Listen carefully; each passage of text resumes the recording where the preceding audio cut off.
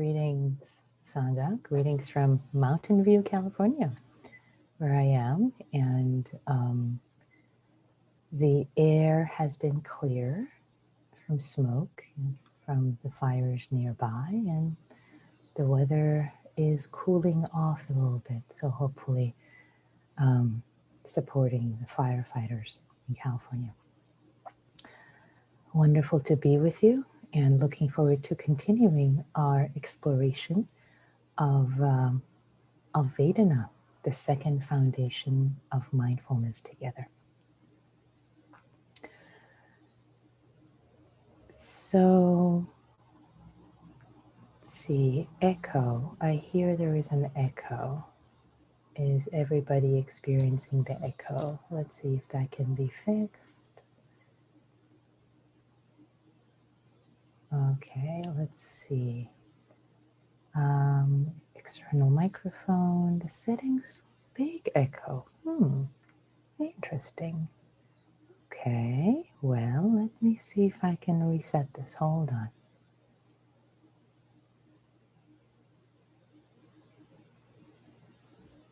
Okay, no echo. Yes, echo. All right. I just changed some things. Okay. All right. Okay.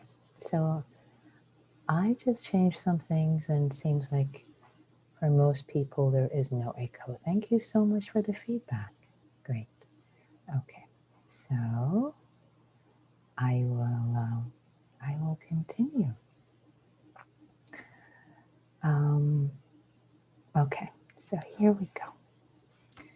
So for today's exploration, continuing with vedana, the second foundation of mindfulness, we'll be exploring today noticing feeling tone or valence or hedonic tone. All these different translations for vedana in Pali, V-E-D-A-N-A. Noticing simply when an object arises in a sense door, any object, noticing how when there's contact with consciousness, there's always either a sense of pleasant, unpleasant, or neither pleasant nor unpleasant, which we say shorthand neutral. So pleasant, unpleasant, or neutral. And it's always together with the object. It doesn't show up alone, the same way that the color of a book is always with the book, it shows up, but it's the color, it's the quality of color. The same way vedana shows up with the object as the way the mind perceives it. So today, the invitation that I'll have after we settle with the breath and the body as usual is to notice our relationship to pleasant, unpleasant, or neutral. And the same way that a map maker, a cartographer goes out and surveys the land and just notices what is happening, just notices with awareness, with mindfulness. We too, we notice, we become aware of what our relationship is when, say, pleasant arises. How does the mind relate to it? Oh, interesting. Okay. Not trying to squash the relationship, not just observing, gathering data, becoming mindful of, for example, does it happen that if there's something pleasant, we kind of get fixated, want more? If it's unpleasant, we try to push it away. Let's become curious. If it's neutral, do we ignore it, become bored? Let's explore. Let's become mindful of our own landscape. So with that, I'd like to invite all of us to get into our meditation posture. If you need to lie down or if you need to move and shift and sit up straighter perhaps.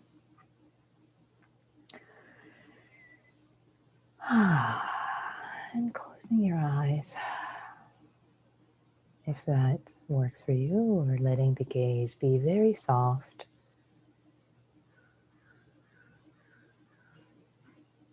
Right in front of you, down below. And relaxing the eye muscles. Relaxing the forehead. Letting the forehead be soft.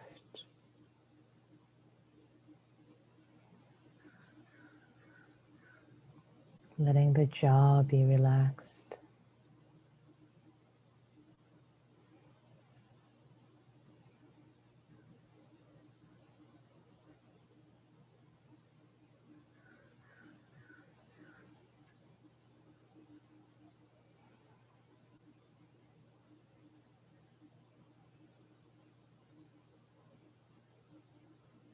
Perhaps opening the mouth. Taking an out breath. Relaxing the jaw, letting the jaw close on its own.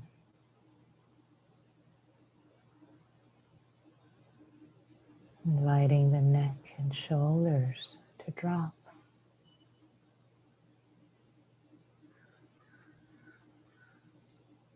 The chest to be soft.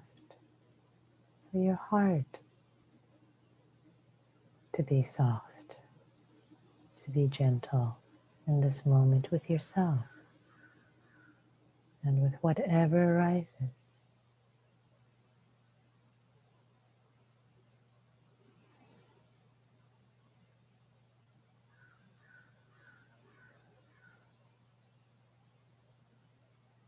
Inviting your abdomen to be soft, to relax, to receive the breath.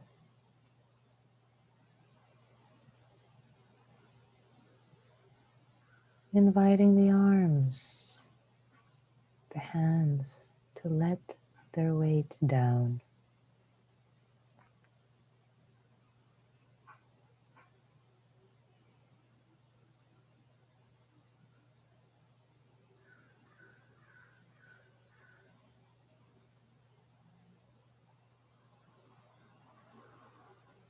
Inviting the sit bones, your bottom on the chair or the cushion,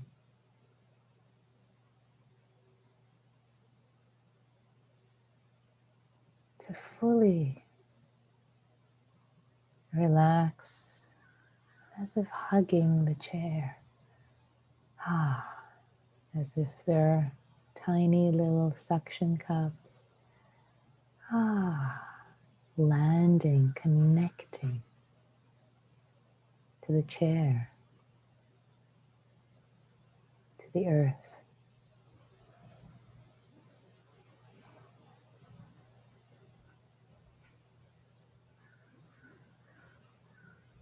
And letting the center of gravity of your thoughts, of your awareness to drop.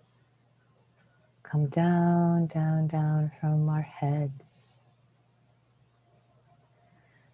Down into the chest, to the abdomen, further down into your sit bones.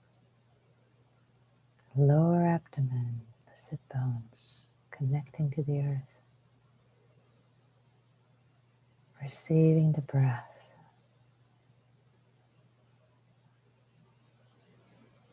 The lower part of the body.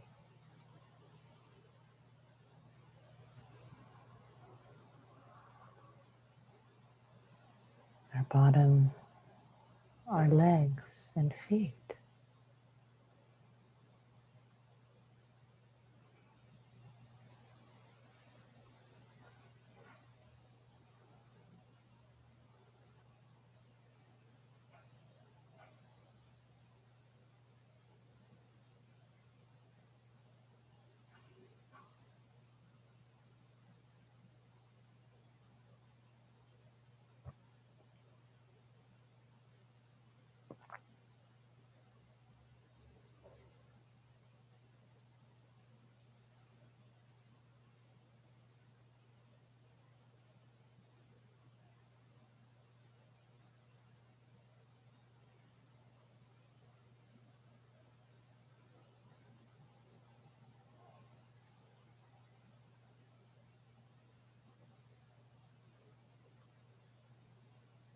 letting the whole body be relaxed.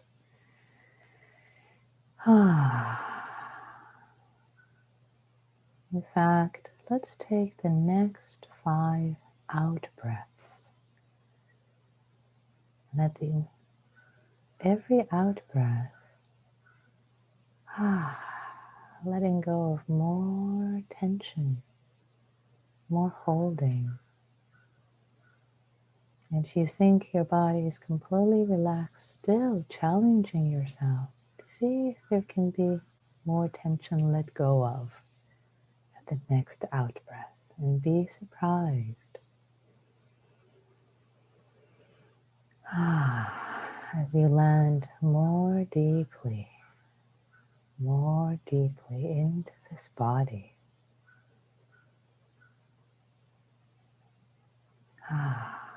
Into the present moment.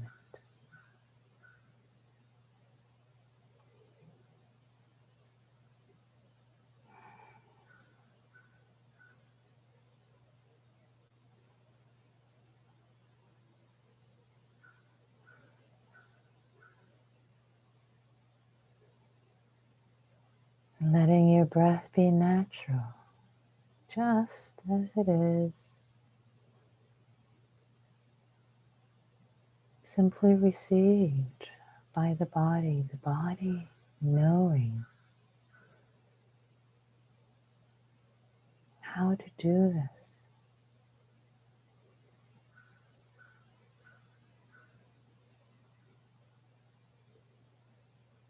No need for volitional control. Just be aware that breathing is happening. That's all.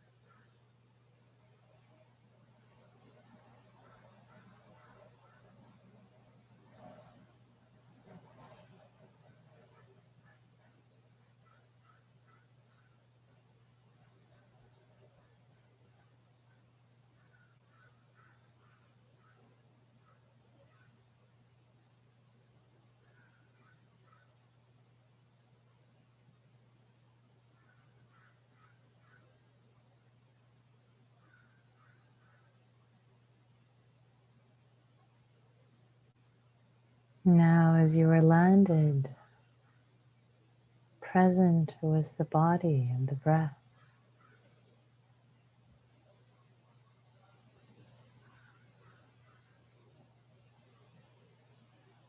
inviting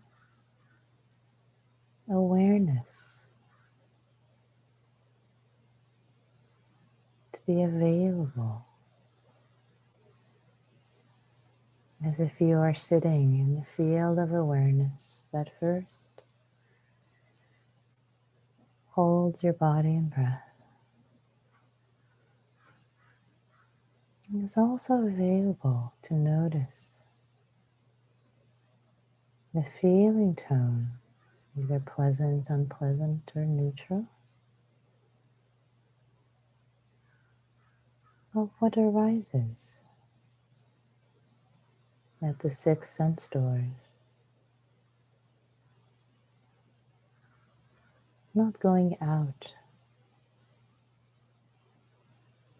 but staying, landing, present with the body and breath. And as objects arise, for example, objects of the sense, the body door, a sensation arises. You notice the sensation.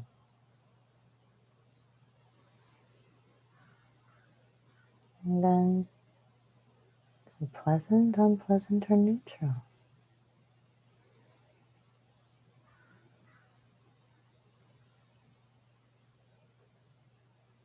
And then allow yourself to notice the relationship of the mind to the feeling tone.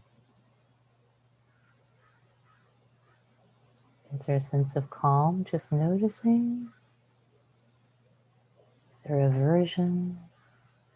Is there clinging? Are there stories in the mind? Simply noticing the vedana and the relationship of the mind to it.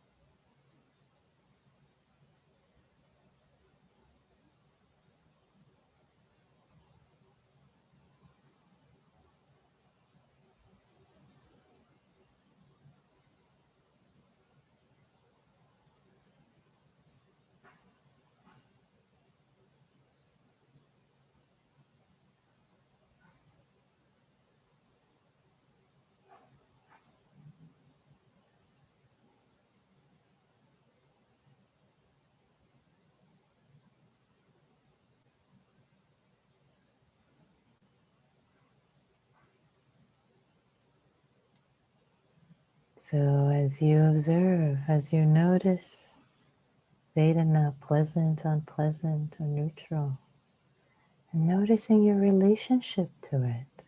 If there's something unpleasant, you try to make it go away, push it away with aversion, make it stop.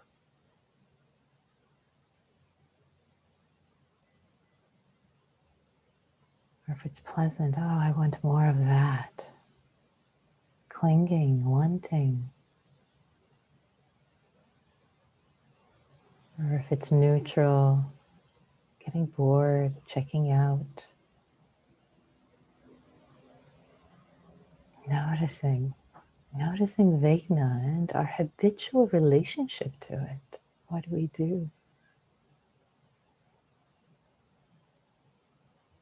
Becoming aware of the habit patterns of the mind. And for the last moment of this practice period, bringing to mind appreciation, gratitude for yourself for having shown up, for having sat, for the Sangha, and for the teachings that you have access to. And see if that sense of appreciation brings up. There's association of a pleasantness, unworldly, eudaimonic, pleasant vedana.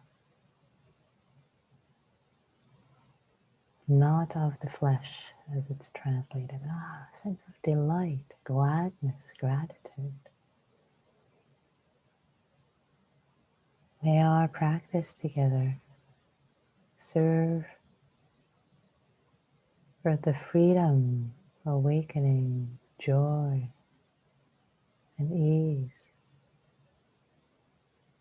for all of us and all whose lives we touch, to be of service to all beings everywhere.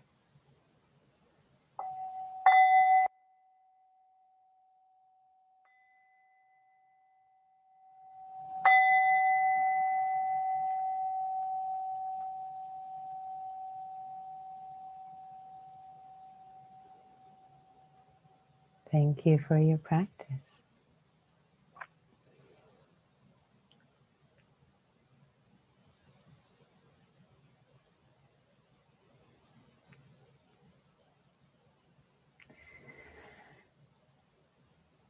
Yeah, I appreciate. I see some comments about the crows. Yes, that's right, exactly. I in fact muted you at some point, and I decided actually I think that's good for practice. So I specifically unmuted so that there would be the sense of pleasant, unpleasant with the sounds, with vedana of because there are so many things to say about that. In fact, one thing that you probably explored is for some it was pleasant, for some it was unpleasant. So what was the relationship in the mind that came up? Wanted to make it stop, make it go away, unpleasant, don't like this, I want quiet, or gross, interesting, sounds arising and passing. So very interesting to see the relationship of our mind, which was the idea today, not to be ashamed of what the relationship is, but just to wake up, wow, this is what this mind tends to do when things arise, when things happen. So that was the invitation to really observe, the relationship to pleasant, unpleasant, and neutral. Again, not with pushing it away, not without shame, not without worry, but just noticing, this is how this mind reacts. Oh, yes, it wants unpleasant things to go away, or it wants more of the pleasant. This is the human condition. This is the human condition that we are waking up to. Through this practice, we're becoming more aware of. That's the whole point of this practice. It's not to make everything pleasant. but really to be aware of how we respond to stimuli, to what comes up in our life, in every moment. And is there a skillful way to hold it? So I will pull up my notes about a couple of things I wanted to share with you this morning, or afternoon or evening or midnight, wherever you are in the world. So I wanted to say a few more things about vedana in our exploration. So when we notice the pleasant vedana, pleasant feelings, it's important to realize that seeing the pleasant vedana in this practice is not supposed to be killjoy. You're not supposed to notice that, oh, joy, oh, you're not supposed to have joy in this practice. Everything's supposed to be gray. Quite the opposite. Quite the opposite. In fact, the Buddha declared himself to be the one living in happiness. And unlike other ascetics, he wasn't afraid of pleasant feelings. And the idea of noticing pleasant vedana is not to squash joy.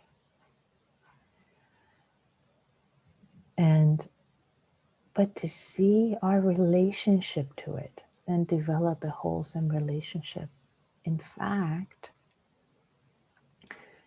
the Buddha remembered his childhood happiness and pleasure from concentration, from samadhi, under the Bodhi tree. And when he remembered that joy, that pleasantness, that delight of the state of samadhi when he was a child, that supported him in waking up, knowing that this is the path, not the path of self-mortification.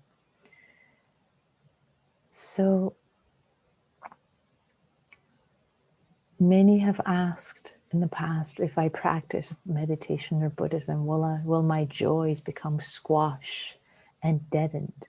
Will everything become gray and neutral, just arising and passing and accepting?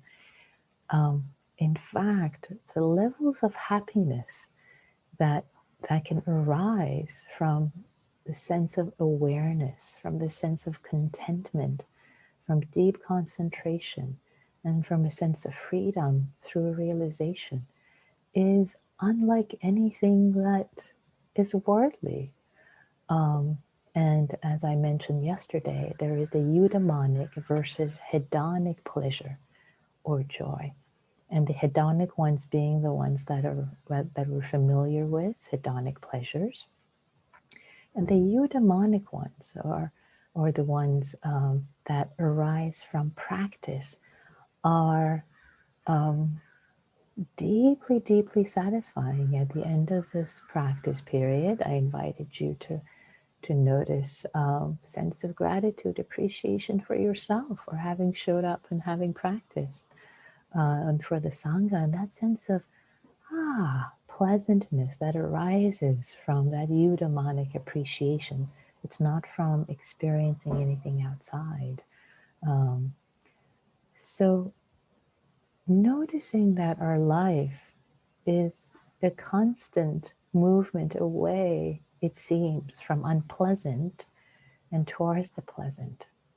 And is it possible not to always try to avoid the unpleasant or seek the pleasant, but understand them with equanimity and wisdom and develop wisdom towards them?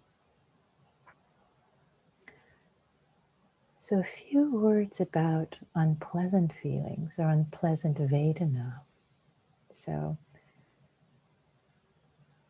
the Excuse me.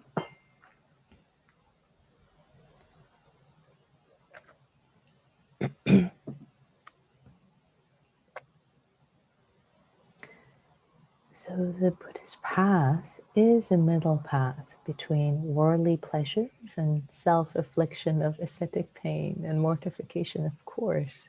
Neither of those is not seeking worldly pleasures all the time. This hedonic pursuit of pleasure, pleasure, pleasure doesn't make us happy anyway. We get on the hedonic treadmill and the level of pleasures is never enough. We want the next thing, the next big car, house, X, Y, Z, food, experience, travel. It's the next. The hedonic treadmill, it's called in psychology. After you acclimatize to the level of pleasures you have, it's not enough. You need more to kind of get this squeeze satisfaction out of it. And of course, self-affliction of ascetic pain and mortification is not the Buddhist path, as I hope all of you know by now. And one thing that tends to happen when we notice unpleasant feelings, we notice it. You might have noticed that we try to either distract ourselves from unpleasant, or we try to suppress it, or push it away, make it go away, make it stop. So one invitation is mindful observation of unpleasant vedana. It's just unpleasant. As the week goes by, we'll explore this more. It's just unpleasant. It's just unpleasant feeling tone that's arising, and it will pass. We'll explore impermanence in various aspects in the next few days, but it's just unpleasant. So can there be this new relationship, this new profound relationship to the unpleasant, to notice it instead of reactively. One, unpleasant, stop. Unpleasant, make it go away. Unpleasant, make it go. Oh, it's just unpleasant. Can we mindfully observe it?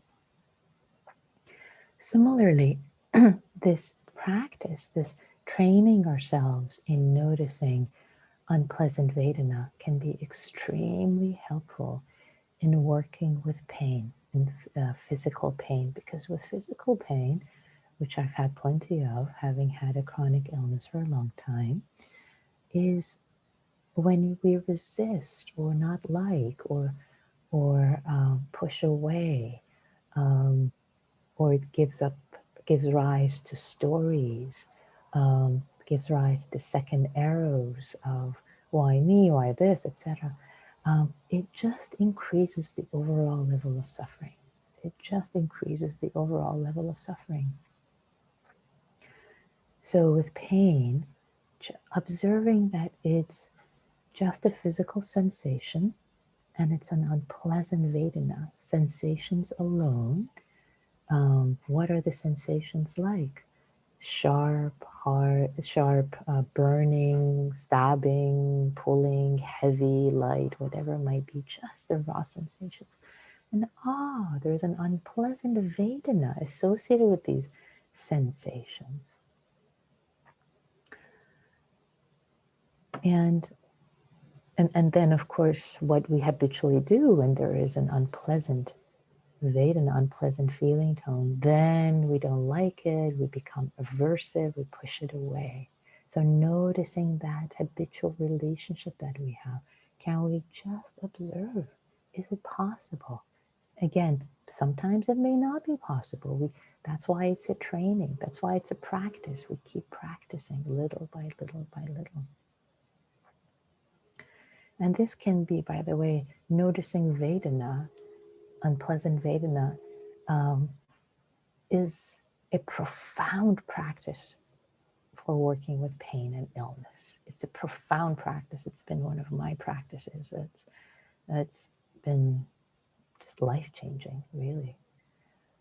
And just to say a couple words about the neutral feeling is that the neutral feeling tone, neutral vedana, usually leads to kind of checking out or boredom. And sometimes it's not easy. It may not be easy to notice a neutral.